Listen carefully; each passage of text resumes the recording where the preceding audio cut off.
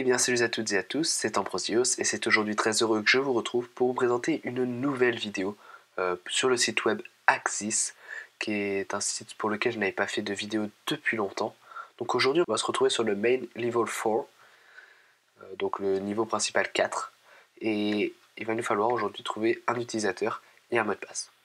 Donc pour ça, comme je vous l'avais déjà dit précédemment, la première chose à faire c'est afficher la console et l'inspecteur.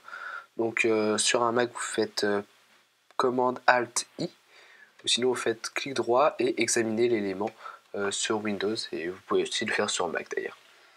Donc première chose, il va falloir se rendre dans le code HTML où se trouve notre formulaire.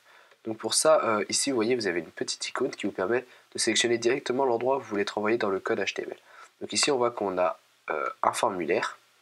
Hop, vous voyez, si je passe ici, vous voyez que ça devient bleu, donc ça montre que tout ça c'est le formulaire. Donc on a le formulaire et dedans on a un file set. Donc ça ne sert pas à grand chose, c'est-à-dire que c'est un ensemble de champs. Et là donc on a le label, donc c'est-à-dire le nom, enfin, le message qui est affiché. Ici on a l'input, c'est-à-dire là où on va rentrer notre nom d'utilisateur. Ici on a le label pour le mot de passe. Ici on a le champ pour le mot de passe. Et ici vous verrez que vous trouverez quelque chose qui est assez bizarre. Donc vous pouvez voir ici que c'est un input et qui est mis en type hidden.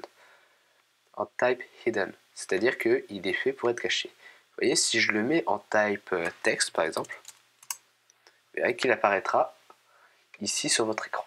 Et ensuite vous avez l'input qui permet d'envoyer le formulaire, donc c'est un bouton.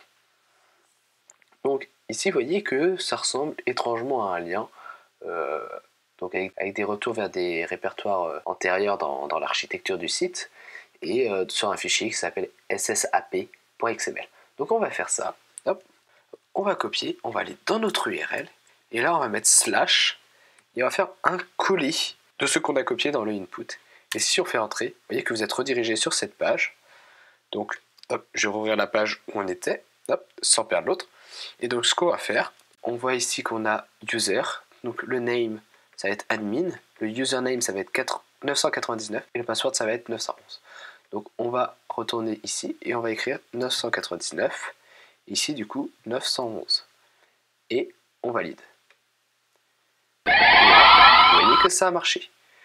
Donc voilà, c'est tout pour ce niveau 4, c'est un niveau assez facile. Donc voilà, ce qu'il vous dit c'est que il faut faire attention à ne pas mettre des champs invisibles, parce que les champs invisibles, quand vous faites un site web, peuvent être affichés par la suite.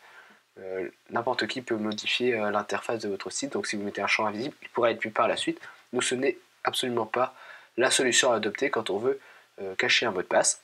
Donc voilà, c'est tout pour aujourd'hui. J'espère que cette vidéo vous a plu. Si c'est le cas, n'hésitez pas à mettre un énorme pouce bleu en bas de la vidéo, à commenter si vous avez des questions ou que vous voulez me poser oui, n'importe quelle question, si vous avez des réactions sur cette vidéo comme sur ma chaîne. Si vous n'êtes pas encore abonné, n'hésitez pas à vous abonner, comme ça vous serez les premiers au courant de mes nouvelles vidéos. N'hésitez pas également à me suivre sur Twitter, où je suis un peu moins actif qu'avant, mais je reste quand même actif, puis je regarde un peu les messages qui circulent et les différents tweets. Donc voilà, allez, salut